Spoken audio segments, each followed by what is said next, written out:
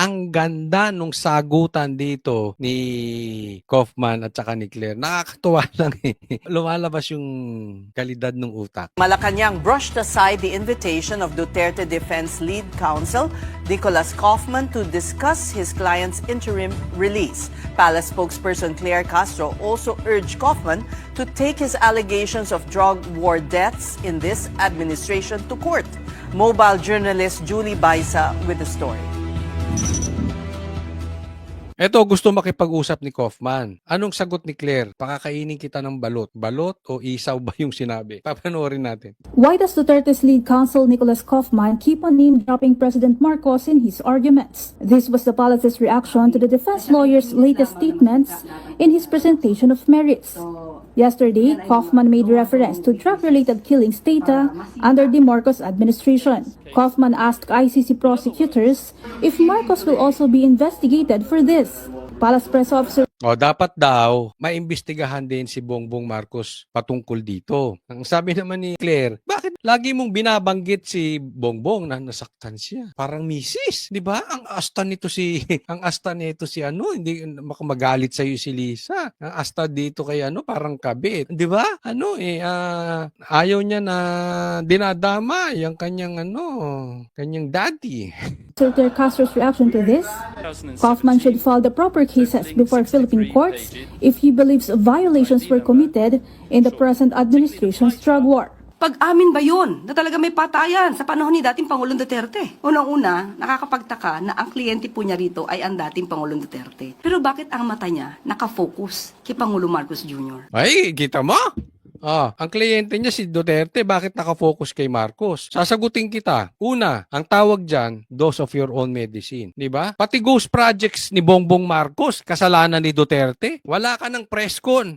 Ako baka nagkakamali. Meron ka bang presscon na hindi mo nabanggit si Duterte? Lahat na lang. Pati bintang na pagnanakaw, Duterte. Pati na lang sinasabing adik si Bongbong Marcos, Duterte na naman. Di ba? Wala ka nga sigurong presscon na hindi mo nabanggit ang Duterte. Ngayon, babanggitin. Galit ka. Pero alam mo kung bakit nagbabanggit si Bongbong? Kasi yung pangingidnap ni Bongbong, state-sponsored yung pagkakakidnap kay BRRD. Ginastusan ng gobyerno, hinayaan ng gobyerno, and that is totally illegal. Yun ang punto ron. Siya ang presidente. Ikaw dinadamay mo si Duterte. Ordinary citizen na lang. Of course, idadamay si Bongbong. Bakit hindi mababanggit si Bongbong? Siya nagidnap eh. Kabobo nito si Depensa po ba niya to? Kasi kung depensa po niya ito, nakakatawa. Pero kung may Yung depensa mo hindi nakakatawa? basihan, kung may basihan ang sinasabing ito, ang Pangulo, alam po natin, ayaw po ng marahas na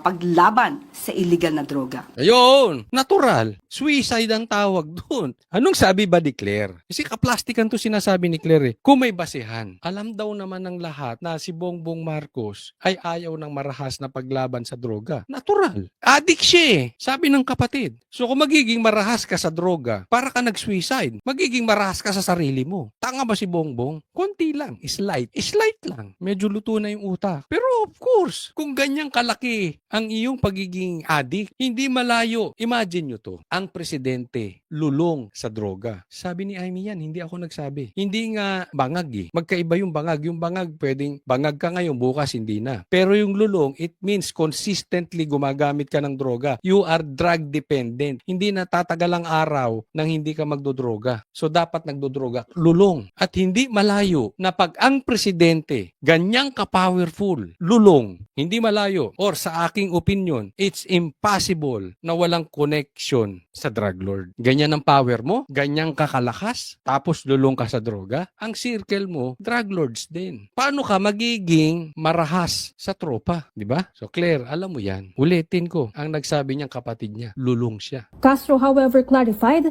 that she has no plans to formally invite Kaufman to the Philippines, but will welcome him should he choose to visit. Just on Thursday, Kaufman expressed willingness to travel to Manila to discuss the interim release of Duterte with the Marcos administration. In response, Castro said that discussion is off the table, but she would be more than happy to treat Kaufman as a tourist. First of all, I'm not inviting him. If Oh, first of all, I'm not inviting him. No. So, ibig sabihin, sinabi mo, pumunta ka rito, kung merong illegal na nagawa si Bongbong, pumunta ka rito, dito ka magdemanda. Tapos sasabihin mo, I'm not inviting him. So, para mong sinabi, he's not welcome. Pag dito ka magdemanda, tapos sasabihin mo, he's not welcome. Anong kagaguhan yan? Anong kaplastikan yan? Ever, everybody is welcome to see the beauty of our country. Welcome man. Lahat ng Paano welcome? lahat ng turista, pati pamilya, kasama yan. And if Hindi tourist ang pagpunta niya rito, ididemanda. Pag-uusapan yung release ni PRRD o gusto mo, iniimbita mo siya para magdemanda. Hindi siya para pumunta rito para mamasyal. Ay, tanga ka, hindi mo naiintindihan? he will be coming to the Philippines, I am more than happy to treat him. Buy him balut, bagoong, kwek-kwek, IUD, Adidas. But I will not discuss about the interim release because it has already been dissolved by the ICC. So pag-uusapan lang namin ang ganda ng Palawan, El Nido, Manila Zoo, lahat po yan. Yun lang po. So, nakita mo yung ending niya? Sabay tawa. Yun lang po. Magpapatawa siya. No, sinabi niya, papakainin ka ng kwek-kwek, balot, bagoong, tapos tawa siya. Yun lang po. Hindi nakakatawa. Hindi siya pupunta rito para mamasyal sa El Nido at para kumain ng bagoong. Palibhasa, yung presidente mo, yung bossing mo, hiling mag-travel. Tapos pera ng taong bayan ginagamit. Yun lang po. Castro was also asked about a recent statement made by Vice President Sara Duterte. For the first time in a long while, Ito. Castro did not directly Maganda to. Maganda tong sasabihin ni Claire. Himayin natin. criticize the VP. In an event in Davao, Sara reflected on her decision to team up with Marcos instead of running for a local post in her bailiwick of Davao City.